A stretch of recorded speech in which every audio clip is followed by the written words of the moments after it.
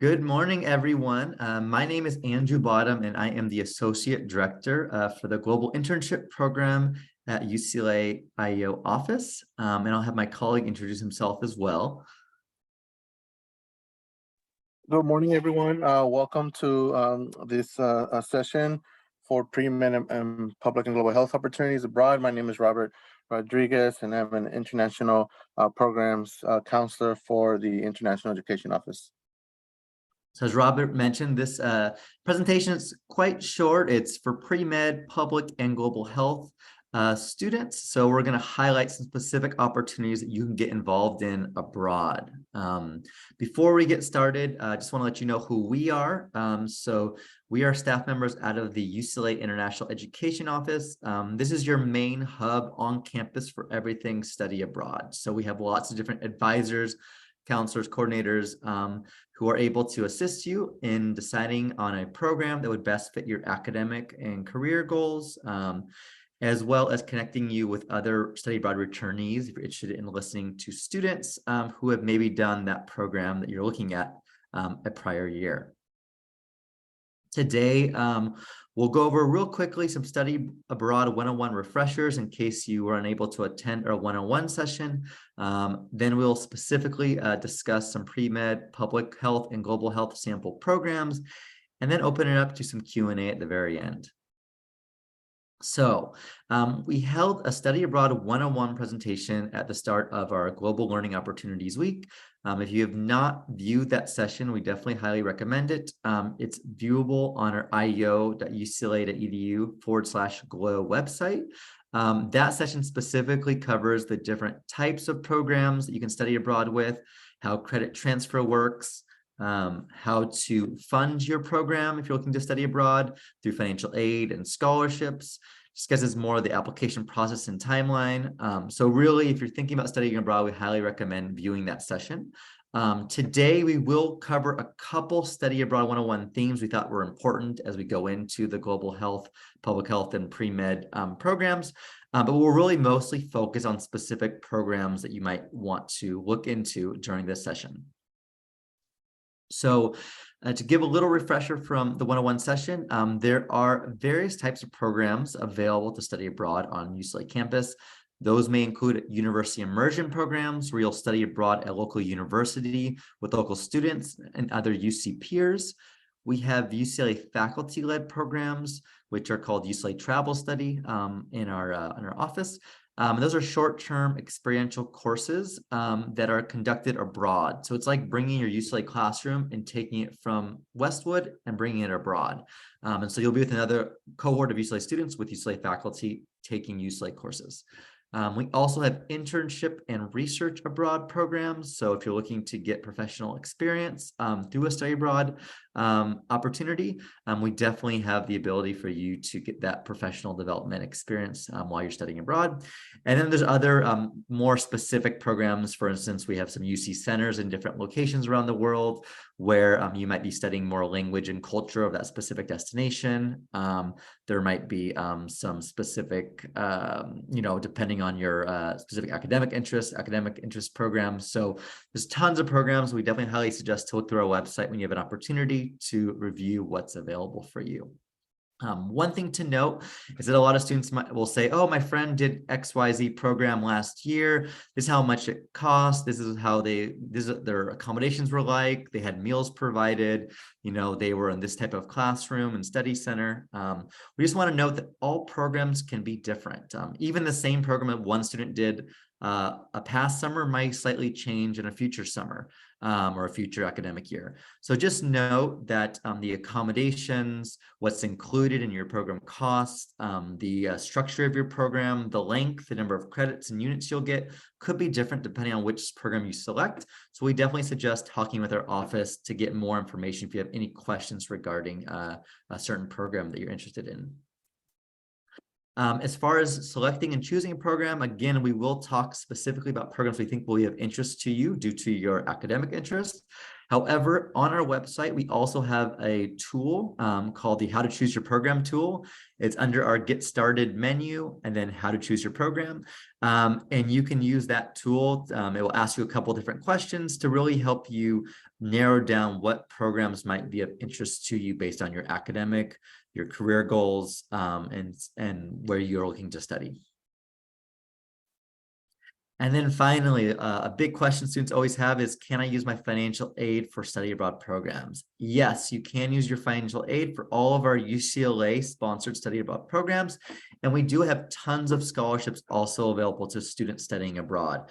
Something I really like to note for students is that a lot of the scholarships that our office provides tend to be under applied for. So even though we always end up giving out scholarship funds every year, I think some students always think it's such a daunting task to apply for a scholarship. But just think about it. It might be a $3,000 scholarship that you spend 1 hour of time writing your essay. And that's a pretty good deal to get $3,000 for an hour of work. So definitely highly encourage you to look on the finances section of our website where you can learn more about scholarship opportunities. And then lastly, students always ask, when should I apply? Usually about 9 months before the start of your program is when you're going to want to start really looking deeply into your program and start applying. So it is a lot of thinking in advance and ahead.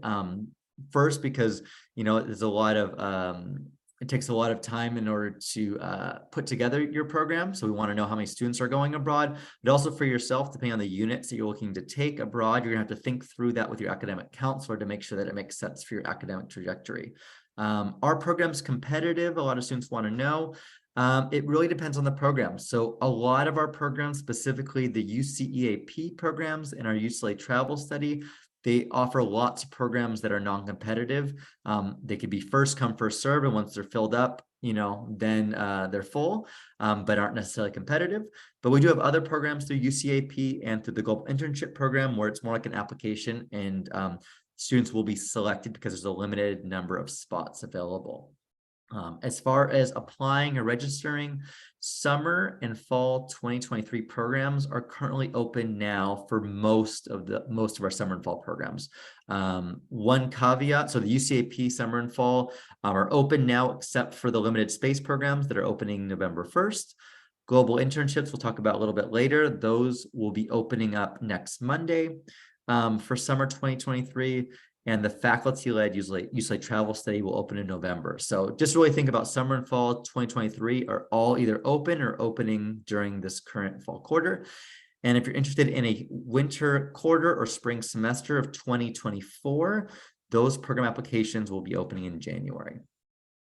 All right, so I'm going to pass it over to Robert, and we'll get a lot more into specific programs you might want to look into that could be of interest to pre-med, public health, and global health students. Great. Thank you, Andrew. So now we'll be getting into the UCEAP health-based options. As you can see, we have 4 of them listed here. One in the Dominican Republic, Ghana, Mexico, and Thailand. And one thing all of these programs have in common is that they're offered during the summer. So these are summer options to consider.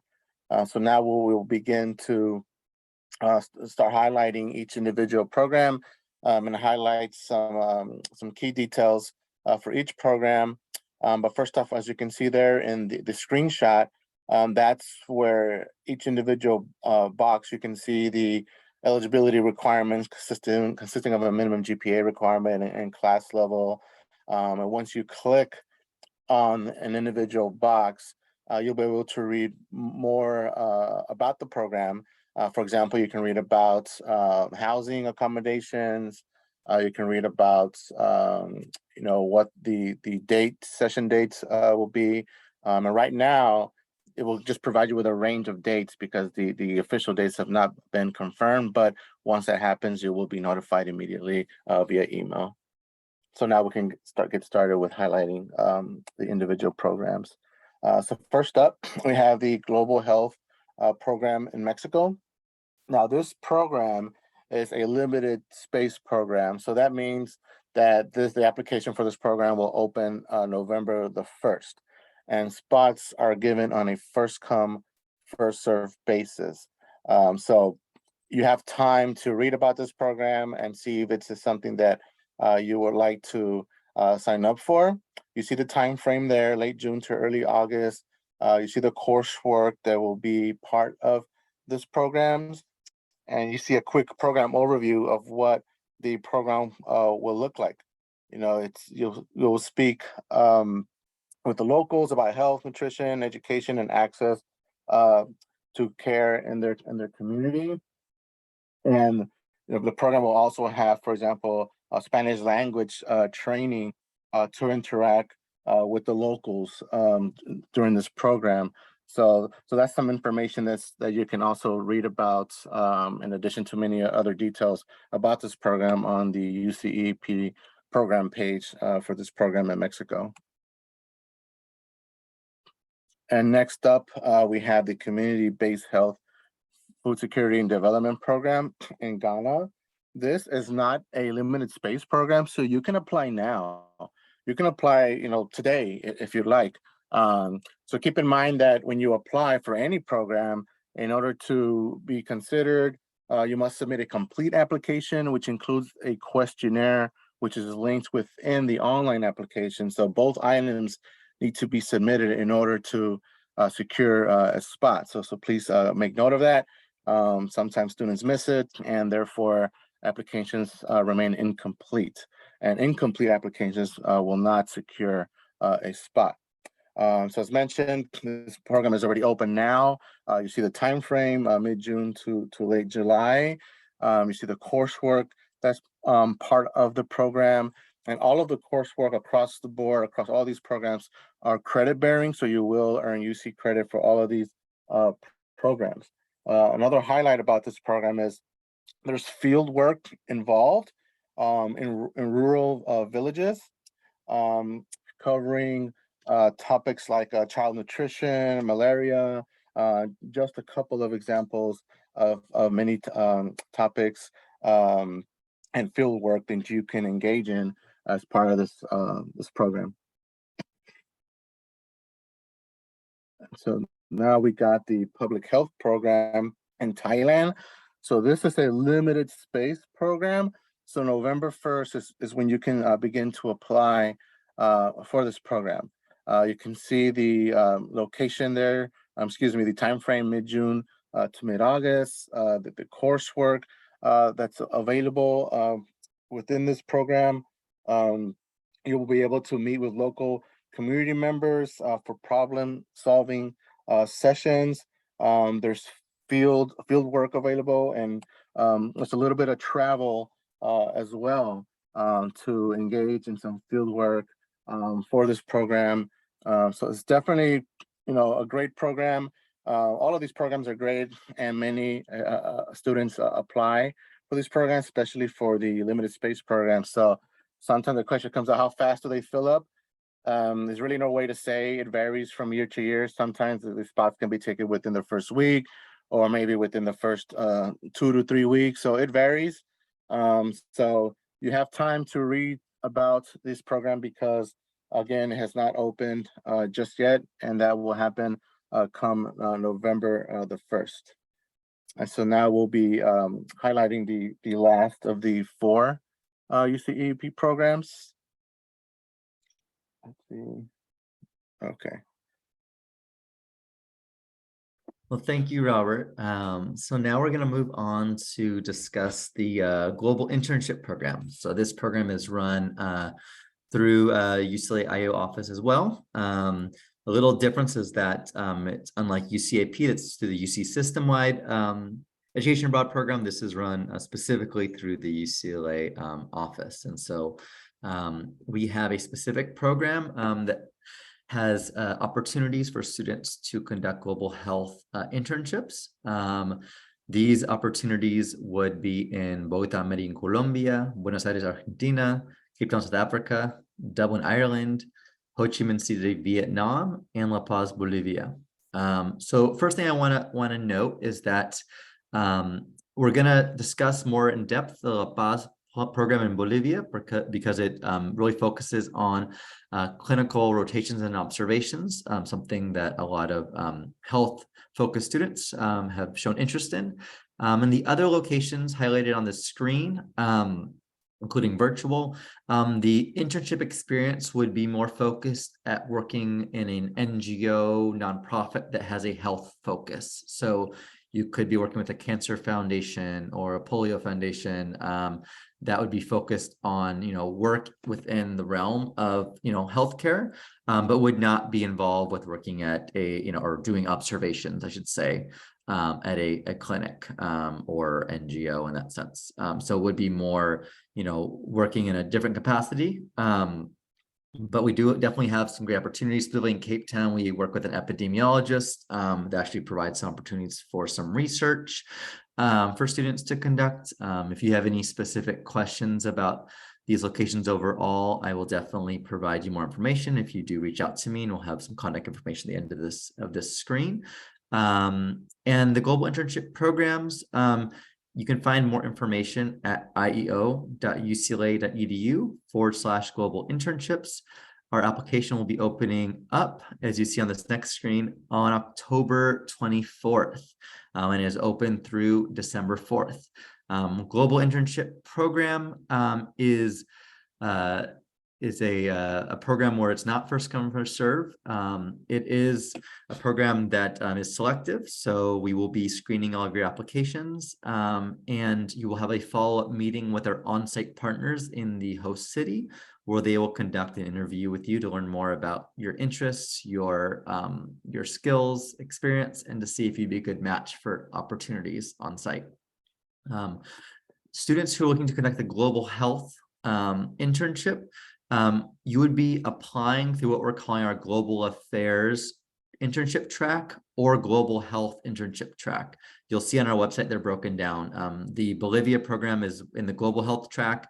The global affairs track also, like I mentioned, includes various cities where you can conduct an internship at an NGO focused on global health, but they just have different names. In both cases, you will have a mandatory international area studies 195 CE internship course. This course, if you are specifically a global health minor, can fulfill electives for your minor by petition. With the department, we've already spoken to them. If you're, like, say, a public health or maybe a biology student, you need to talk to your department to see whether this course could count towards something regarding your major. We additionally have the CESC 130 Intercultural Communications course in the global workplace. This is an optional course that students can take for upper division units. It also provides you the opportunity to apply for financial aid, as you will need at least 8 units to be eligible for aid. These are all academic internships, so they are non-paid. As I mentioned, they are in person or there's virtual options. The internships themselves are approximately 32 hours per week. So on the on-site internships, you'll be working at a location or doing your observations for approximately 4 days per week, up to 32 hours. And once you have been approved for the program, that's at that point you would put down a $300 deposit to secure your place. So applying for the actual program, there's no deposit required to apply.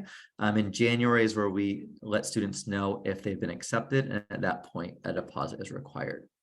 Now, to go a little more in depth specifically about the La Paz program in Bolivia, this program specifically provides students the opportunity, as I mentioned, to conduct clinical rotations at clinics, hospitals, and NGOs, for you all the opportunity to really explore the social determinants of health and healthcare in La Paz, Bolivia. This is an 8-week program between June 26th to August 21st. It is a requirement that students have at least an intermediate Spanish speaking skills for the program, because you will be in homestays, and the observations will be conducted in Spanish as well. In addition to your rotations, you will have weekly lectures from a medical director that will focus on various different health topics that will be of interest, hopefully, to you in the local area, as well as some weekly Spanish lessons to assist you with your time adapting to the community in La Paz. and also to hopefully get some more of the medical Spanish language skills that maybe some students already can speak Spanish are hoping to get. And as I mentioned, homestay accommodations. We will have an info session specifically for the La Paz program on November 1st at 3 p.m. If you go to our IEO calendar, which is on our main website, ieo.ucla.edu/calendar, you can find all of our upcoming info sessions, and this one is listed for November 1st at 3 p.m. Our folks from La Paz will be presenting specifically on this program to go a little bit more in depth for you and to answer your questions. UCLA travel studies. So these, as I mentioned, are faculty-led programs where it's like bringing a UCLA classroom abroad. These are 3 to 5 weeks in the summer as well.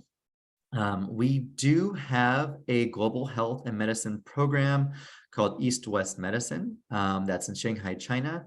Unfortunately, this won't be running in summer 2023, but we expect for it to run in summer 2024. There's a 4-week program. You take 2 Global Health 110A and 110B courses, or those courses also count for Medicine 180A and 180B. Some of the highlights is you can develop a personal health plan with traditional techniques, Tai Chi lessons, guided visits to hospitals and clinics, and workshops on practices such as moxibustion and acupuncture. So this has been a popular program in the past. We just have currently posted it on hold until the following summer, 2024. And so, as we mentioned at the start of this presentation, there are a lot of different programs types than those that we just viewed. If you are just looking to take relevant coursework, it's possible that through UCAP, there could be some relevant coursework for you specifically in your area of interest and health. But we thought these were some really great experiential opportunities for students who are interested in this area of study to do a study abroad program. So at this point, we definitely want to go through some of the questions, and feel free to add some to the chat or to the Q&A tool if you haven't already. One question we have now is, which institutions offer the coursework? So it's a great question. The program, it really depends which program it is as far as which coursework credit you're getting. So if it's a UCEAP program, you'll be receiving UC units. And so those units will count toward your time to degree, but if you want them to count towards a specific, elective or major course within your major, you'll need to talk with your academic department specifically, since those are UC units when they're transferring in. For travel study or for global internship program, those are already UCLA classes, so they will come up as the UCLA coursework you would normally get if you were studying here on campus. Do you have anything else to add, Rob, as far as the UCAP units and how those count? Yeah, I mean, you were right on the money regarding discussing the coursework with your academic counseling unit for any specific requirements you would like to fulfill. For example, if you would like to use coursework to fulfill major requirement, then you would reach out to your major department to discuss that. So the type of information that your academic department will need is basically all the details regarding the course. For example, the course description, the title of the course, the number of units that are offered. So that kind of information your academic departments will need. Best case scenario, a syllabi will be ideal. Sometimes the syllabi is not available in advance. So sometimes the course description and it will be sufficient. But when you finish the program, make sure to bring back the syllabi with you, any class handouts, notes, and so on, because your academic counselor may ask, to take a look at it. So please make sure to bring all that with you. Any other questions? We have a couple more minutes left. And as while we're waiting as well, you can also use the link on the screen in order to sign up for our study abroad listserv in case you want to get updates on upcoming applications opening or events, things like that. So definitely sign up if you're interested in more information. But we have a couple more minutes. If there's any more questions, we're happy to help answer those. Otherwise, I'll move to the next screen just to give you our contact information for our office as well. So again, we work out of the UCLA Study Abroad office, located in Murphy Hall, 1332. It's in the back of Murphy Hall. We're currently open Monday through Thursday, 9 a.m. to 3 p.m. As far as our office hours. We also have a lot of virtual advising hours, including drop-in advising sessions and one-on-one advising. Some of the drop-in advising sessions are located based on specific locations, specific countries you're looking to study abroad in. So definitely check those out if you have an opportunity. We have a question, I think, for you, Robert. For which type of UCAP programs are there ones for health? For research type UCE programs or ones for health. Oh, research is already, you know, to a certain extent, it's already implemented within some of the programs we already mentioned. But if you're looking for specific research only type of program, at this time, we don't have one specifically within that theme. But what I do recommend is taking a look. You can do a search by using the filter feature on the UCEP website by research. Then you can read the brief overview for these type of programs that fall under that category. Will there be health related programs? Off the top of my head, I do not recall any.